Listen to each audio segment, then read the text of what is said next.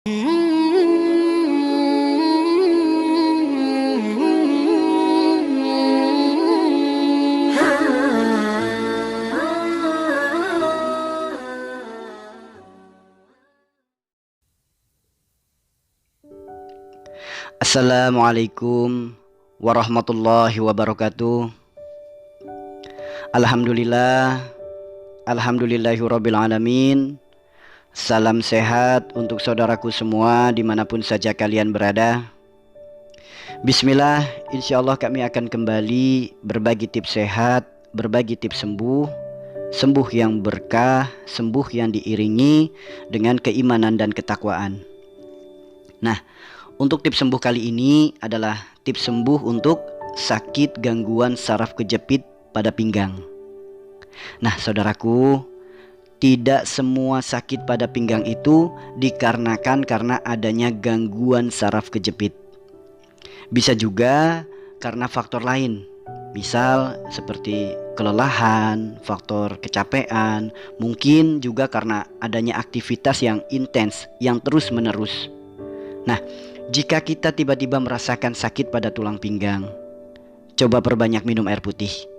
Insya Allah akan membantu mempercepat pemulihan. Namun, jika sakit pada pinggang ini tak kunjung sembuh, lebih dari 3 hari, boleh jadi itu karena adanya gangguan saraf kejepit. Biasanya, gangguan saraf kejepit ini dibarengi juga dengan gejala lain, seperti nyeri atau mati rasa. Kemudian ada juga yang merasakan sensasi seperti tertusuk atau bahkan seperti terbakar pada area yang bermasalah. Nah, kemudian rasa sakitnya ini meluas, nyeri akan semakin hebat di malam hari atau bila melakukan gerakan tertentu. Nah, parahnya lagi, saraf kejepit ini bisa berdampak pada kelumpuhan. Ingat ya saudaraku, pada hakikatnya semua penyakit itu datangnya dari Allah. Dan penyebabnya itu karena diri kita sendiri. Proses terjadinya atau jalan sakitnya itu seperti apa, itu adalah bentuk qadarnya Allah. Namun yang harus kita pahami, sakit adalah musibah, bentuk dari ujian, teguran, atau bahkan hukuman atau azab dari Allah. Nah, untuk mengetahui sakit kita ini bentuk teguran, bentuk ujian, atau bentuk hukuman dari Allah itu seperti apa, silakan bisa disimak penjelasan saya pada video sebelumnya. Nah, saudaraku, lalu apa sih faktor utama terjadinya sakit pada pinggang atau gangguan saraf kejepit pada pinggang?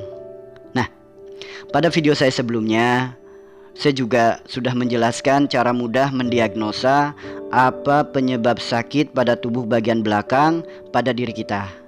Silakan teman-teman bisa simak terlebih dahulu agar lebih paham. Secara garis besar, tubuh kita bagian belakang itu dibagi menjadi 3 wilayah yang kami sebut dengan istilah nama sidikin, syuhada, dan solihin.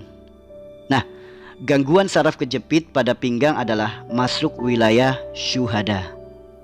Sebagaimana yang sama-sama kita tahu, syuhada identik dengan jihad, yaitu berjuang.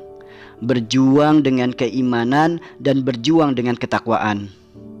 Orang yang sedang berjuang di jalan Allah, baik kita ini para penuntut ilmu, baik kita ini para pengajar, baik kita ini para pejuang pencari nafkah atau pejuang penjemput rizki, jika kita melakukan aktivitas kita, melakukan pekerjaan kita, melakukan kesibukan kita, terlalu bersemangat sampai melalaikan kita dari perintah Allah, melalaikan kita dari kewajiban, memaksakan ikhtiar, namun tidak dibarengi dengan keimanan, tidak dibarengi dengan doa, dengan ibadah, maka jangan kaget kalau kita terkena gangguan saraf kejepit pada pinggang. Jadi, secara garis besar, gangguan saraf kejepit pada pinggang ini dikarenakan karena terlalu ambisi dengan dunia, terlalu bernafsu mengejar dunia, sampai melalaikan urusan akhiratnya, sampai melalaikan urusan ibadahnya. Misal contoh gini, ketika kita sedang beraktivitas, kita sedang sibuk dengan pekerjaan kita. Kemudian masuklah, datang waktunya sholat.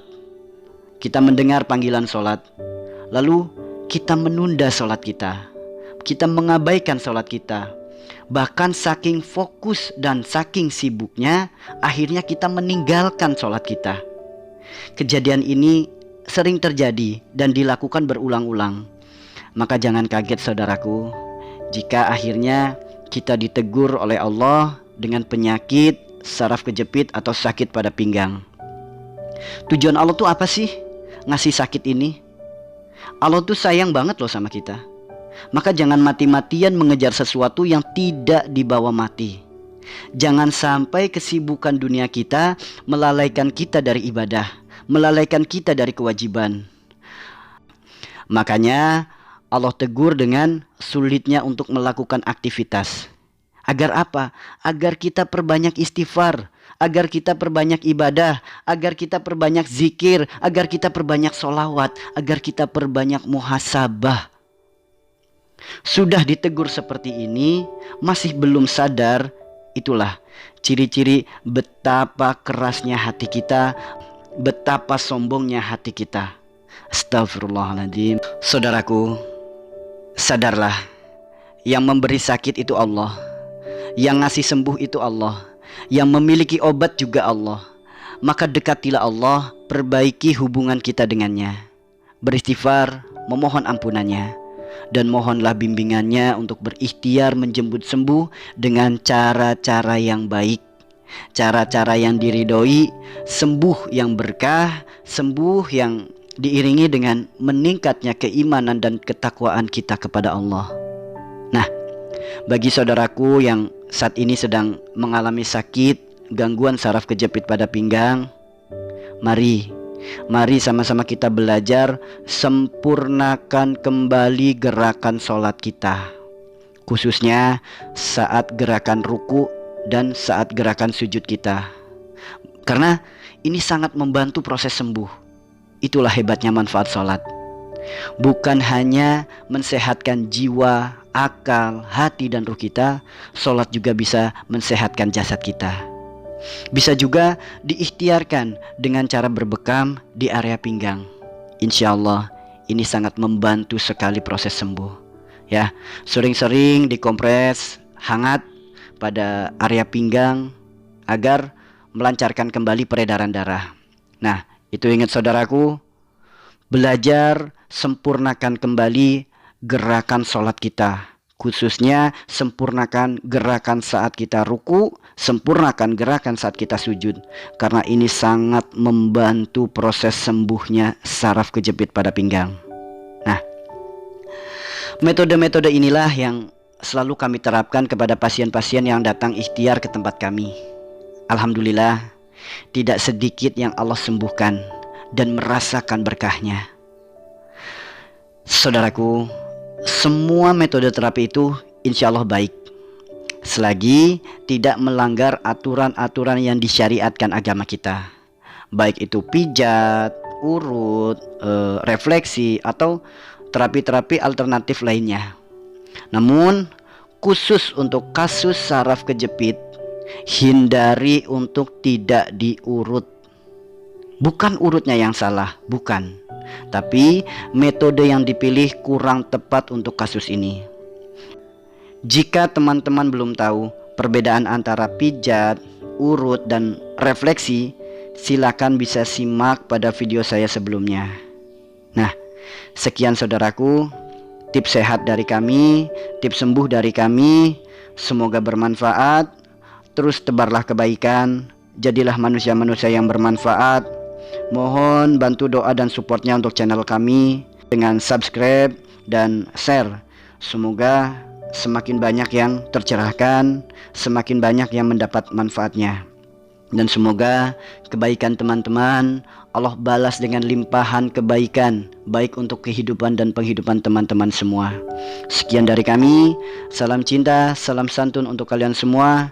Wassalamualaikum warahmatullahi wabarakatuh.